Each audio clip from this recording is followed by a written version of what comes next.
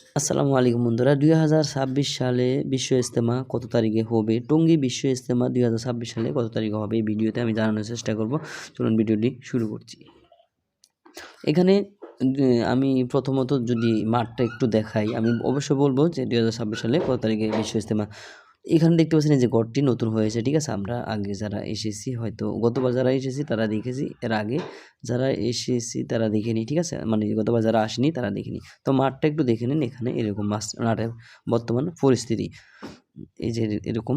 তো এখানে আমরা 2026 সালে যদি জানতে চাই যে 2026 সালে জানুয়ারিতে হওয়ার কথা ছিল, আপনার জানুয়ারি 4, 5, 3, 4 এবং কি 9 থেকে 12 পর্যন্ত বিশ্ব ইজতেমা হওয়ার কথা ছিল, কিন্তু সেটা হওয়া সম্ভব না, সেটা সরকারিভাবে নিষিদ্ধ আছে।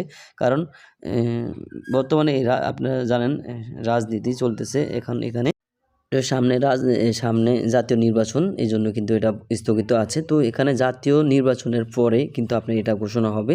এখনও কিন্তু ঘোষণা দেয়নি। তো আগে প্রথমে যে ঘোষণাটা দিয়েছে জানুয়ারি হওয়ার কথা ছিল আপনার 3, 4 এবং কি 9, 12 এখানে হওয়ার কথা ছিল, কিন্তু এটা হচ্ছে না। অবশ্যই এখানে যে ভোটাভুটির পরে আপনার যে নির্বাচনের পরে তারপর নতুন একটা সিদ্ধান্ত, মানে নতুন একটি ডেট ফাইনাল করবে। তো অবশ্যই ভিডিওটি শেয়ার করে এবং কি লাইক দিয়ে কমেন্ট করে সাথে থাকবেন। আমি সকল আপডেট জানানোর চেষ্টা করব, কত তারিখে হবে না হবে সব কিছু আপডেট আমি অবশ্যই জানিয়ে দেব আপনাদের।